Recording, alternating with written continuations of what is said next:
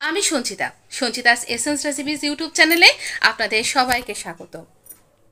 এন্দুরি পিঠা recipe. এই পিঠাটা তৈরি হয় হলুদ গাছের পাতা দিয়ে।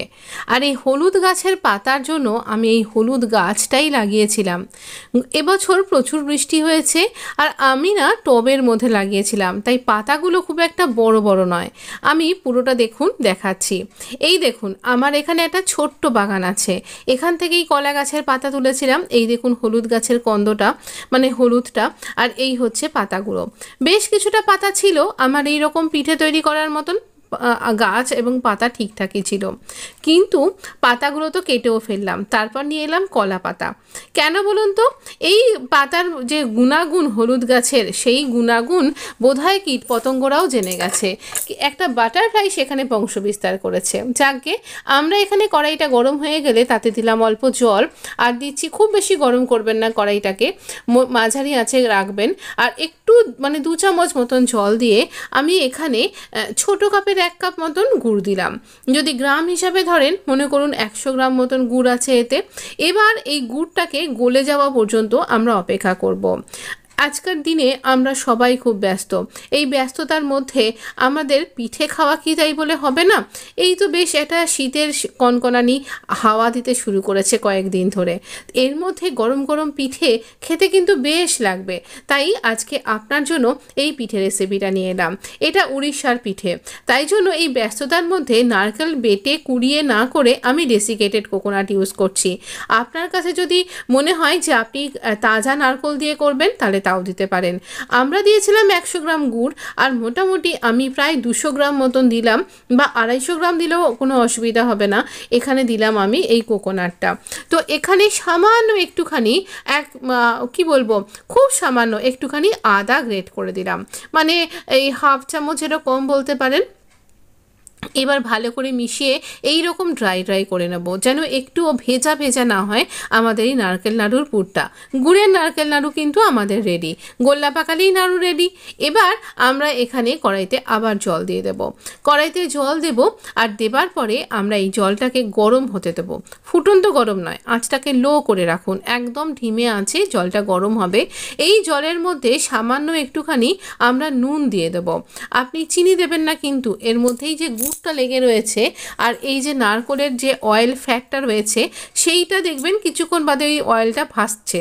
এবার আমি এখানে 3 কাপ মতন চালের আটা নিয়েছি, মানে চালের গুঁড়ি যাকে বলি আমরা, তো রাইস ফ্লাওয়ার। তো এখানে যতটা আপনার দরকার সেই পরিমাণ কিন্তু রাইস ফ্লাওয়ারটা নেবেন। এবার হাতায় করে আমি ওই গরম জলটা নিচ্ছি। এই গরম জলটা কিন্তু খুব একটা গরম না, হালকা গরম, যেটা আপনার হাতে সহ্য করা যাবে। তো এই রকম হালকা গরম জলে আমরা এই চালের গুঁড়িটাকে একদম কি বলবো, কাদা কাদা মন্ডের মতন করে একটা স্ট্রেকচার দেবো। খুব নরম নরম করে মাখবেন কিন্তু। আর এই গুঁড়িটা কিন্তু আতপ চালের গুঁড়ি।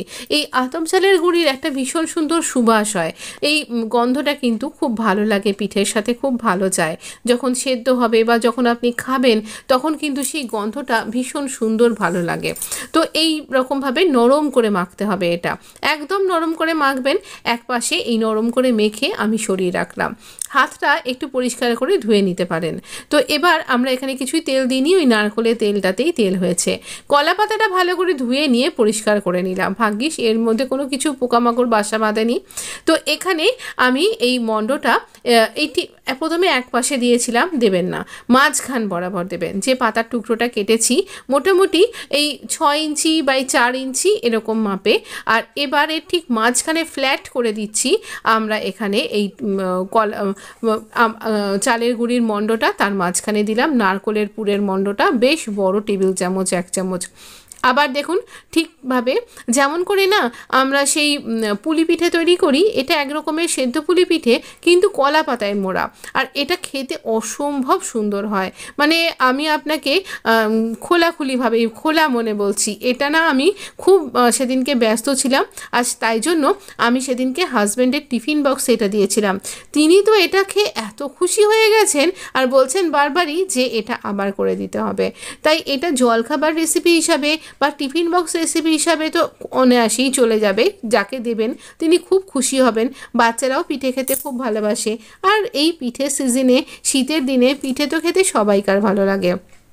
আচ্ছা বলে রাখি, আমি কিন্তু এই পিঠেটা যে গুড়টা ব্যবহার করলাম এটা কিন্তু নর্মাল যে আখের গুড় 12 মাস পাওয়া যায় সেই গুড়, মানে চিনি তৈরি হবার আগে একরকম ক্যারামেল হয়ে গিয়ে এরকম টাইপের একটা স্ট্রাকচার হয়, জানি না গুড় তৈরি কিভাবে হয়।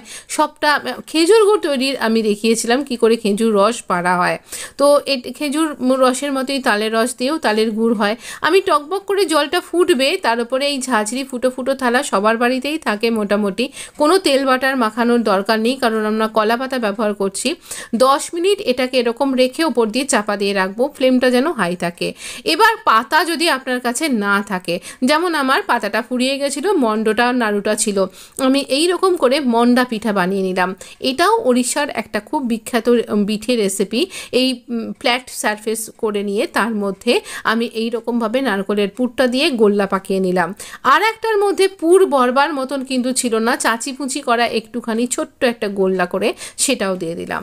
অসম্ভব সুন্দর খেতে হয় কিন্তু, আমি বলবো অবশ্যই তাড়াতাড়ি করে একবার বানিয়ে নিন, না হলে কিন্তু কি বলবো এই রকম আর কি সহজে হয়ে যায়। দেখুন আমি না নাইফ টেস্ট করে দেখলাম যে এটা কাঁচা আছে কিনা, 10 মিনিটের মধ্যে এটা তৈরি হয়ে গেছে। একদম হাত দিয়ে ধরবেন না, আমি একটা টঙের সাহায্যে ধরেছি, আপনি সাঁড়াশি বা ইত্যাদির সাহায্যেও ধরতে পারেন। তো এই বা খুন্তি দিয়ে হাতা দিয়ে নামিয়ে নেবেন। তারপর একটু ঠান্ডা হলে আমি এটাকে সার্ভ করেছি। তো এই রকমভাবে এই রেসিপিটা কিন্তু অবশ্যই তৈরি করবেন, আর এটা খেতে অসম্ভব ভালো লাগে। অবশ্যই আমাকে যদি তৈরি করছেন তাহলে জানাবেন, আমি আরও একটা ব্যাচ দিয়ে দিচ্ছি। কিভাবে দিলাম ওই মন্ডা পিঠেটা সেটা শেয়ার করার জন্য দেখাচ্ছি। এই দেখুন এই রকমভাবে কলা পাতার উপরে, যদি কলা পাতা না পান তাহলে কি করে করবেন সে তো দেখার আমি। আর যদি সেটাও না পান তাহলে একটা স্টিলের প্লেটের ওপরে একটুখানি তেল বা ঘি ব্রাশ করে নিয়ে তার উপরেও দিতে পারেন, তাহলে আর আটকাবে না। যেমন করে আমরা মোমো স্টিম করি না, ঠিক সেই রকমই আমাদের ইন্ডিয়ান মোমো আর কি। তো একটু কেটে দেখিয়ে দিই কতটা সুন্দর হয়েছে। কলা পাতা বা কলা পাতার একটা ভালো সোঁদা গন্ধ এর মধ্যে অ্যাড হয়ে যায়। এটা গুড়ের সাহায্যে সার্ভ করুন, আর হলুদ পাতার গুণাগুণ অবশ্যই তো স্বাদে চলে আসেই এর মধ্যে, খাবারের মধ্যে। একটাই অক্ষত হলুদ পাতা আমি পেয়েছিলাম, সেটাকে সার্ভিংয়ের জন্য কাজে লাগালাম। আর এখানে গুড়টা ঢেলে দিচ্ছি, এটা কিন্তু খেজুর গুড়টাই, এটা দিয়ে খেতে জাস্ট অসম্ভব ভালো লাগে। অবশ্যই যদি পান বা আপনার কাছে ফ্রিজে রাখা আছে, এটা আমার এবছর তো আর কোথায় নলেন গুড় এখনও তো ওঠেনি, তো এটা দিয়ে আমি সার্ভ করলাম, ভীষণ ভালো লেগেছিল। ভিডিও ভালো লাগলে প্লিজ লাইক শেয়ার সাবস্ক্রাইব করে কমেন্ট করে আমার পাশে থাকতে ভুলবেন না। ভালো থাকবেন, সুস্থ থাকবেন।